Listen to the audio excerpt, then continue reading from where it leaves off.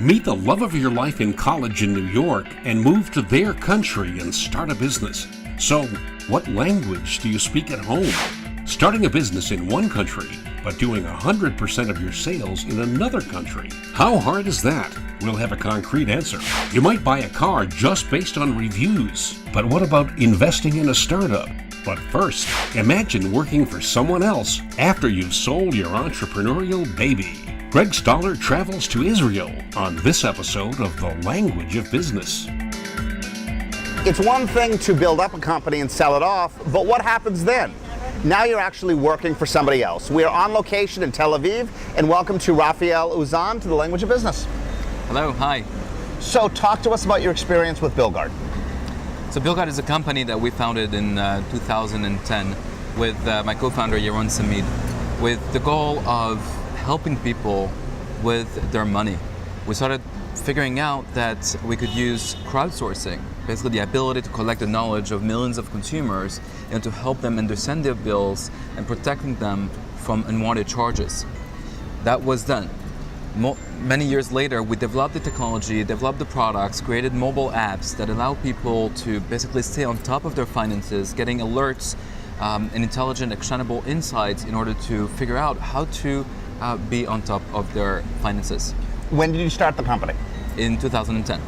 And when did you end up selling? In 2015. It was last October to a company called Prosper Marketplace based in San Francisco. And what has happened to you since you've sold the company? I stayed on. It was very important for me to be part of the transition. I'm heading up the office and business unit of what was Billgard, now part of Prosper. Basically, we maintained the office in Tel Aviv and grew it thanks to the added resources from the parent company, and grew the product thanks to the resources and the added capabilities that we got from Prosper Marketplace. What is it like working for other people? Well, I think they know that it's not necessarily in my nature, but it's also a really interesting experience to figure out how you can interface with a remote entity that's much larger than you, and how do you work within the confine of a larger organization to figure out how you scale but maintain and grow your culture as an autonomous, fastly moving, scrappy kind of team that can push out great products and innovation into the market really quickly. You were born in France, you have been in Israel since you've been 16 years old. That's right. Billgard is based in Tel Aviv, but Prosper is based in San Francisco. How do you keep in touch? You know, it's pretty interesting to see that despite the fact that we are all very connected and there's so many tools to stay connected with people, I think nothing replaces FaceTime. So every month I'm on a flight to San Francisco, and some of the people in HQ also try to make the trip once a quarter, and we send people all the time because FaceTime is primordial. Like you need to create this type of human bond as a foundation. Now, additional to that, we try to figure out the model that works best when you have remote offices and different types of DNA perhaps, or different types of culture, or kind of different types of competitive advantage. How do you basically take everyone's expertise and make it so that everyone can work together in tandem in a good way without creating overhead with poorly designed collaboration? If you want to move on to your next startup, what happens to your relationship with Prosper? To me, it is paramount personally that the product creates to maximize the benefit of the app for Prosper. I truly believe in this kind of marriage because bringing marketplace lending with personal finance basically shows the next wave of it's a foray into the next wave of fintech, basically personal finance for consumers, where financial services are smarter, less intermediated, cheaper, more relevant to you, creating a relationship with you rather than acquiring customers, providing financial wellness on a day-to-day basis so that when you need a financial product, we're here for you. And that's something that I want to see in the world. What advice would you have for a young entrepreneur who wants to sell and then deal with the person who bought them? I think the main thing that was unique with this acquisition is that we literally fell in love, I think, with the Prosper team and I think vice versa. We realized that even though we come from different backgrounds, we work in different size of teams and different locations, our hunger to disrupt financial services was literally the same. And I think we gelled around that, and I think the people material, the DNA behind it all, I think is critical. in order to make things happen. Because once you're away, you need to build a tissue of trust. You need to build a tissue of kind of common vision, even if you're not talking necessarily every day. And that requires a lot. And I think that's at the human level first. I would say, of course, take a look at the economics. Of course, take a look at the strategy. But first and foremost, take a look at the people before you make any deal. Raphael, thank you. Raphael Uzan, the co-founder of Bilgard, being sold to Prosper, on location in Tel Aviv, Israel. Coming up, starting a business in one country but doing 100% of your sales in another country. How hard is that? We'll have a concrete answer. You might buy a car just based on reviews, but what about investing in a startup? But first, you meet the love of your life in college in New York and move to their country and start a business. So what language do you speak at home when the language of business continues? The language of business goes to Israel continues. Once again, here's Greg Stoller. It's one thing to study abroad, but another to meet your husband or wife in your own country and then move to theirs permanently. We're on location here in Jerusalem with Stacy Fasberg, and welcome to Language of Business. Thank you so much. Great to be here. How did you end up in Israel? Well, I started my MBA at Baruch College in New York, and there happened to be this lovely young man in the course with me who happens to be from Israel. One thing led to another. We got married less than 2 years later, and a year after that we moved here. And how many years ago was it that you moved over? Exactly 20 years ago now. What has happened over the past 20 years? Well, let's see. We have 2 boys. We have 2 dogs. We have a bunch of fish. And I've been working and building my career. When you came over 20 years ago, were you fluent in Hebrew? I was not, and if I'm brutally honest, I will say that I'm not now, but I manage, I get by. So how do you manage to work here if you're not fluent in the language, either spoken or written? Well, my field is marketing. It's always been both in New York and here. And as you know, Israel has a lot of startups, and we export actually most of our technology and our products. So having a background in marketing and being able to speak English is actually a huge advantage, because most of the marketing work that we do is actually outside of Israel. So I found it to not be a disadvantage, in fact, perhaps an advantage. Over the past 20 years, have you worked for startups or established companies? Good question. When I first moved here, I found myself working for a company called Comverse, which was considered one of the best high-tech companies, very large offices all over the world. And I was there for 8 years and loved every second of it. But since then, actually, I've been mostly focused on startups. And tell us about Acumini right now, where you are the Vice President of Marketing. Actually, I'm the Chief Marketing Officer. Small detail. But I met Nachshon through my husband. They've known each other for years. And when I met Nachshon, I was taken by his passion, by his intelligence, but also his keen interest in building a team made up of people with different expertise. He comes more from the technology and business side. Of course, I come from the marketing side. And so we have this wonderful synergy of skill sets that we are able to work together, bounce ideas off of, and really work in partnership. And even today, we still are finding ourselves evolving and changing and working together, but it's wonderful. When you work in the Middle East, how much does politics enter your daily life? When we're here working by ourselves, we don't feel it too much. I will say that over the years, when I've worked for Israeli companies and have had to present myself outside, there are some times where I've had to kind of back burner it. Some people hear my accent and just assume I'm working for an American company. It's not necessarily something we shout. On the other hand, we are proud, and we're not hiding who we are and what we do. Israel has just over 7 million people, yet there are other markets that are far larger. What is your primary focus for Acumini?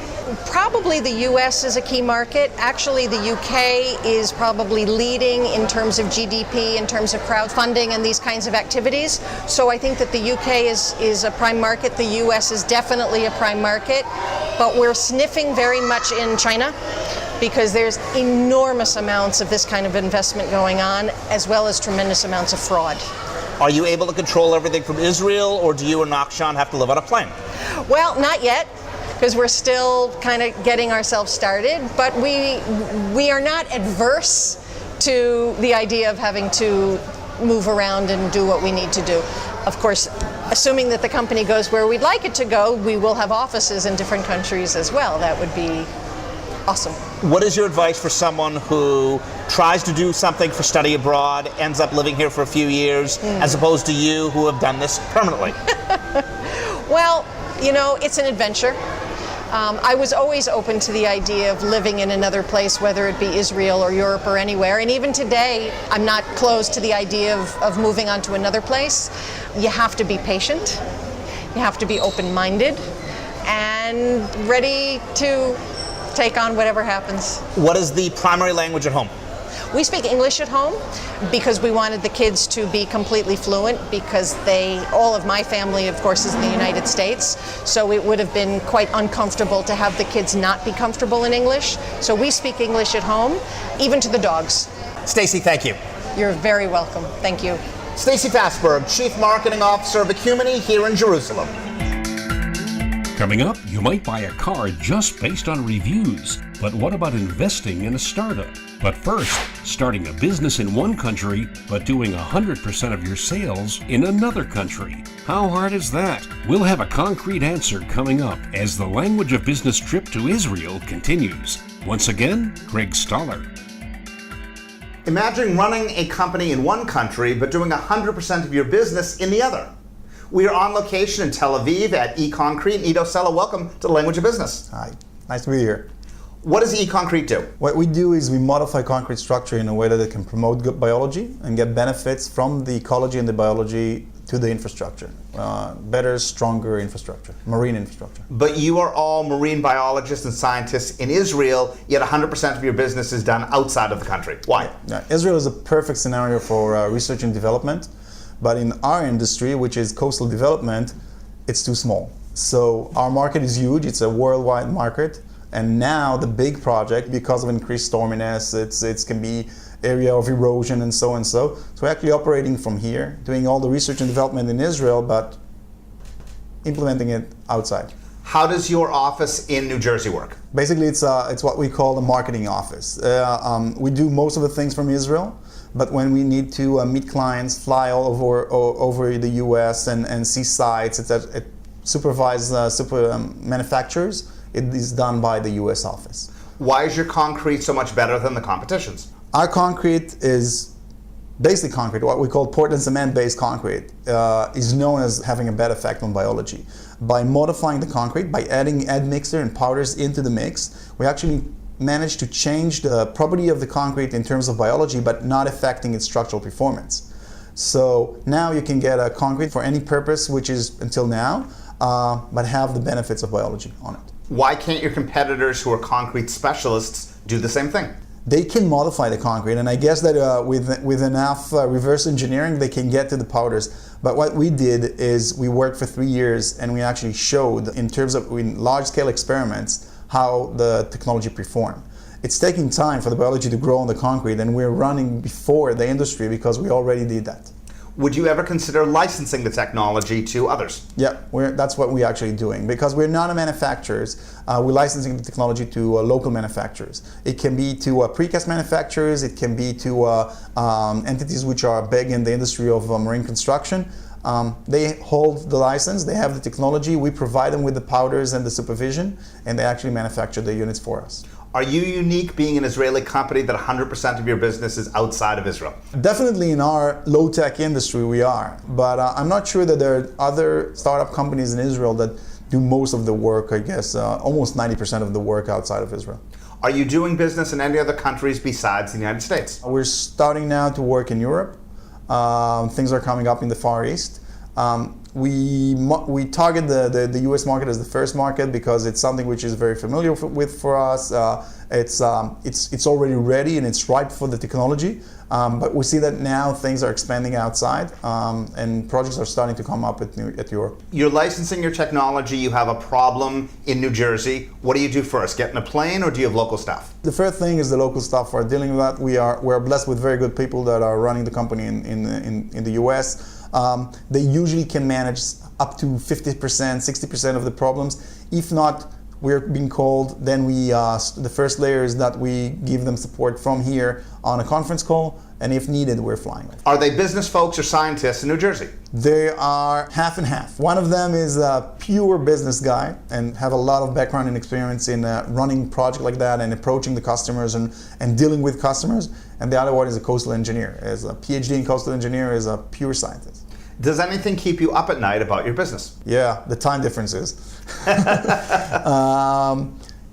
Usually night is when we get emails. So if there's urgent things, we need to, because of the time difference from Israel, we need to be on the, if there are things that we need to be on the spot, we do it at night. Could we see a product demonstration, please? Yeah, so our product it's a bit difficult to show. What you see here on the screen are breakwater units, armor units, which can be integrated and create breakwaters, harbors, ports, etc., etc. They are made from this concrete. This is how the mixes look when we put it in the water for the first day.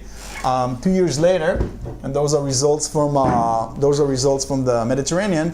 We get a complete cover of biology, and we actually encapsulate the concrete with calcium carbonate, which is done by deposition of calcium carbonate on the surface by marine organisms. Ido, thank you. Ido Sela, co-founder of eConcrete here in Tel Aviv, Israel. Coming up, you might buy a car just based on reviews, but what about investing in a startup? As the Language of Business continues. The Language of Business trip to Israel continues. Once again, here's Greg Stuller. There are websites today to evaluate cars and electronics, so why not startups? We're on location here in Jerusalem with the founder of Ecumeny. Nachshon Pinko, welcome to the Language of Business. Thank you. Welcome to Israel. How does a website evaluate a startup? When you have the ability to build a system that we take a lot of parameters and we check those parameters according to actual results of other startups or other companies, and then you do a benchmark according to that. And on the other hand, using pros, using a large group of people that would analyze this startup. And then when you merge those both, you get the result. So it's not just you and your team, it's also outside people? Of course, we're using a lot of experts. We are using what we call experts crowd wisdom. When we have a lot of experts in a lot of knowledge, and each one of them, by standing on himself and by isolating them, is giving us his opinion about this startup. And of course that if he is a tech guy, we would give more power to the technology that he's talking about. And if it's a finance guy, then it would be vice versa. So, what happens if a startup gets a bad rating? What can they do about it? First of all, they would know what is bad. And they don't know what they have to correct. Because in the end of the day, we want to help them raising money. This is the most important. And on the other hand, protecting investors. Not to get into those kind of startups that, someone was talking about that in the CNN, and you are not really sure and understand what they are talking about. But it was on the TV, so let's go and invest. How do you make money? Oh, this is a great question. Basically, the money can come from a lot of places. When we are talking about investors, we are talking about two kinds of investors, main investors. So it can be either angels, that we are talking about early stage companies. Because when you are talking about more mature companies, you have information.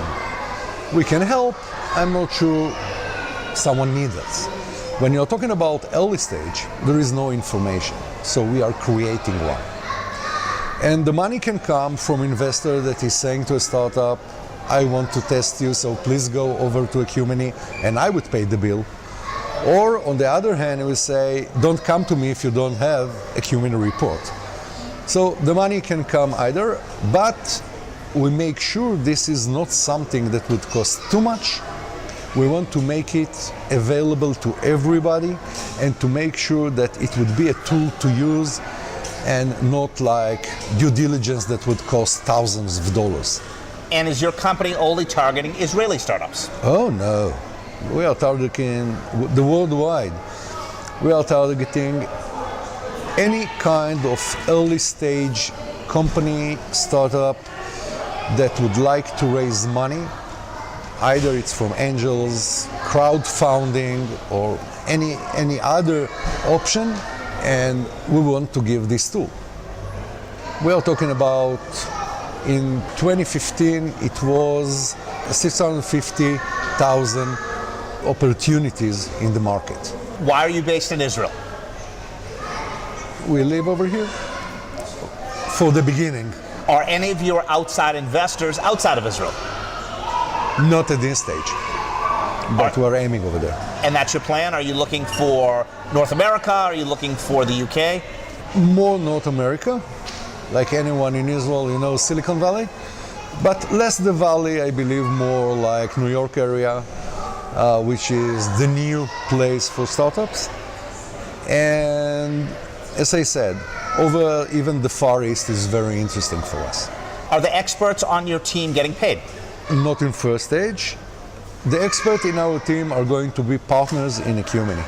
We devoted 20% of Ecumeni for experts. We want them to be partners, we want them to have shares, to be part of us. It's very important. And if there would be a need for extra services, like a due diligence or help in technology, over there they would be paid by the one that is ordering that. Nachshon, thank you. You're welcome. Nachshon Pinku, the founder of Ecumeni here in Jerusalem, Israel. Thanks for watching The Language of Business, a weekly look at ways to inform and inspire entrepreneurs. To join the discussion or watch anytime, go to languageofbusiness.biz.